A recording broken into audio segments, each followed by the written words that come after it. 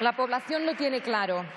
Un 78% según el CIS y un 84% según Metroscopia apoyan que se regule una ley para la eutanasia, siendo aplastante, por ejemplo, la mayoría entre los votantes del Partido Popular. Díganle a la cara de la gente que la sociedad no está madura y que no hay consenso social. Díganlo y que conste en acta. Díganle a la gente que su libertad está secuestrada en esta Cámara, que el derecho a decidir sobre nuestra vida está secuestrado en esta Cámara. ¿Cuánto hay que esperar, señorías?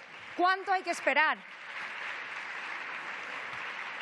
Explíquenle ustedes a estas personas que están sufriendo, personas a quienes los cuidados paliativos ejecutados a la perfección no les dan respuesta a su sufrimiento. Personas que no pueden más.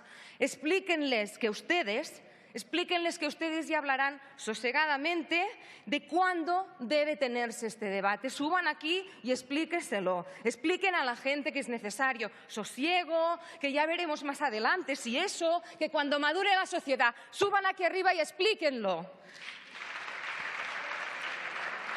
Imaginen ustedes que tienen delante a la persona que ustedes más quieren, a un hijo, a un hermano, a una hermana, a un primo, a un amigo. Imaginen ustedes que tienen a esa persona delante, que esa persona les mira a los ojos y les dice: mira, sabes, yo ya no puedo más.